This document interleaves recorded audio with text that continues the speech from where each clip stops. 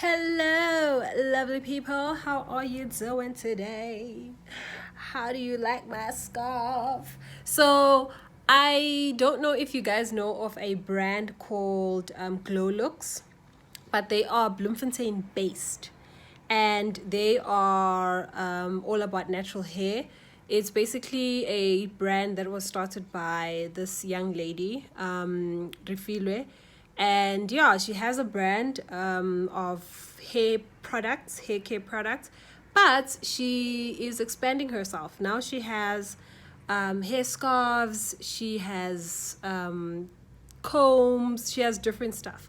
But yeah, so I got gifted this with a few products, and I love it because I've been wanting a black hair scarf for a while now. I have a red one, very odd color to have, but let's move on, and a gray one that I've been using for a while, but I recently got this black one and I love it. But anyway, that's not what this video is about today. So I randomly was thinking of something that has been happening the past couple of weeks. And this is a conversation that I feel like we have to continue to have, but we have to not just leave it at, yes, Black Lives Matter. We have to have this conversation even behind closed doors, in the things that we do, the way we support one another, the conversations we have with one another. So I'm going to contextualize it to one specific element of this conversation. So you'll have a lot of people who say, Black Lives Matter, justice for this and that, which is very, very important. And we are supposed to be going even harder at this. And I believe the way things are currently, we might see change compared to what's been happening. The Black Lives Matter movement has been there for a couple of years now. And it has been gaining significant ground within the South African context. We have been going through the most for years and years and years, and it's both sad and great to see that a lot of people are now actually speaking up against the atrocities that Black people have been facing. You have beauty brands that are actually saying, you know what, we are standing in solidarity with the Black community. We have churches which are saying we are standing in solidarity with the Black community. And it has made me wonder if we know how deep this is and the work that a lot of people need to do to ensure that truly it reflects that Black Lives Matter to you, your organization, your business, your church. And it's the fact that you can say Black Lives Matter. That is important. You need to show solidarity so that we know where you stand. But now you have to step it up. You have to take it up a notch. So if you are someone who is a CEO of an organization, let's talk about the structure of your organization. How many Black people are actually in your organization? What changes are you going to put in place? And the Black people that have been in your organization, how many of them actually have leadership positions? We all have, we all know statistically how Black people in different careers are still, are still discriminated against. We all know that, there's a huge difference in pay between a white person and a Black person. Let's not even talk about gender disparities. So if you are someone with a position and you are white, what are you doing to make sure that, yes, you say Black Lives Matter, but are you actually showing it in your organization, within churches? I mean, we have different churches all over the world, but I'll contextualize it to my country, which is South Africa. We have small churches, we have mega churches, we have churches that are dominated by Black people but are led by white people, And within those church structures, if you say Black Lives Matter, how many of your ministry leaders have proper positions as Black people? You know, when there are tons of conferences that are held by different churches, how many Black people are invited? Black ministers are invited to talk in these conferences. Again, let's not even talk about the gender disparity that comes with this, because there are still a lot of women who are in the ministry who are not given these big platforms in different churches. And that's a chat that also needs to happen. So within churches, you can say Black Lives Matter, but if you are not showing it in the way that you treat your staff, in the way, whether it's the way you pay them, it's the leadership positions that you give them, then do Black lives really matter? Or are you just saying it because, you know, it's a wave that I need to jump on?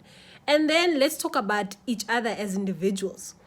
If you are a non-Black person and you are within a group setup and your friends or your family are saying things that are very racist or derogatory or prejudice towards Black people, do you just sit back and you'll just laugh it off, or you just keep quiet? Because if you don't say anything, you are essentially complicit to their views. You are no better to what they are saying. So it's important that even if you're saying that Black Lives Matter, you need to now show it behind closed doors in your organizations. The conversations that you are having with the people you are constantly associating with. You can't say Black Lives Matter publicly just because you are riding a wave, but yet the way you treat Black people is very, very suspect. So I think we need to really go further in this chat. It's very, very good that a lot of people are showing solidarity. You know, it's very, very important. And it gives me a lot of hope as well. But we need to go an extra mile. But even within us as Black people, if you are saying Black Lives Matter and yet you are xenophobic, do Black lives really matter to you, or are you just saying it for the sake of saying it? The way you view certain things that are related to Blackness, let me contextualize it specifically to the natural hair movement. I've had conversations with people where somebody will say, I don't like natural hair, you know, it's just unprofessional for me. Yes, white people and different organizations also say such things. Schools, their code of conduct, it's still very problematic, and that is another chat. But anyway, as I was saying, so you'll have people say, no, I just don't want to be natural because natural hair just seems like it's difficult. It's natural hair products are expensive and all these things. And I feel like, have you ever even been natural? Have you ever even tried to go back to being natural and to understand your hair? And the irony is that a lot of people who say these things, their hair does not really look that healthy to begin with, and yet they have an opinion about how natural hair is, you know. So in essence, I just feel like all of us, if we say Black Lives Matter, we have to view this holistically. I could go on and on and on, but I just feel like we need to do a lot of work within ourselves as individuals, the way we associate ourselves with different things that are Black related. There are many people who gain and profit from Black culture, and yet they are not even using their own platforms to shed a light on what is happening within the Black community. They don't talk about different brands that people can know about, and yet they profit off this Black community. And that goes for anyone. I mean, I feel like as Black people, we need to make sure that we support one another, that we don't look at a brother or a sister from another country, contextualizing it to South Africa because of xenophobia, you don't look at somebody and you judge them and you say unnecessary things because they are from a different country.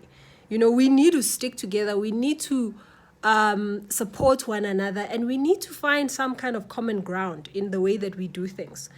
So yeah, like, I don't know, I just felt like this is an important conversation to have, and we need to continue to have this conversation.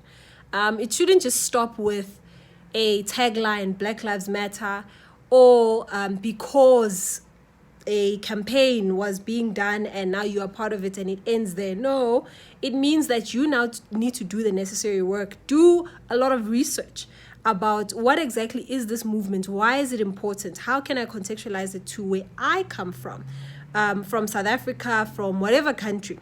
I'm South African, so I contextualize a lot of the things that are happening to my country. But this is a very important conversation. It should not stop. Whatever platforms you have, make sure that you use them to ensure that you talk about other people who are doing great things, Black people who have great businesses, or whatever that they are doing. So yeah, I keep looking around because I'm being distracted by traffic. But I hope you guys are well. I know this is different, and I know that the orientation of my video, it's not my usual. Technically, it's not different because I do have chats in this channel. But yeah, so I hope that yeah, if whatever views that you have, feel free to throw them in the comment section. But I really felt in my heart that I should talk about this. It's very important, and we really should take note of what is happening in the world, and we shouldn't turn a blind eye. Even if you're Black, it means that you really need to speak more, speak out about what is happening within our family structures. If you see something that is not right, you know that there's that uncle who is known as an abuser. Call that man out.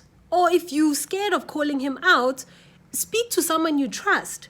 You know, so we need to constantly make sure that whatever it is that we support publicly, it also shows privately that we are really standing with the Black community, and we really do mean it when we say Black Lives Matter.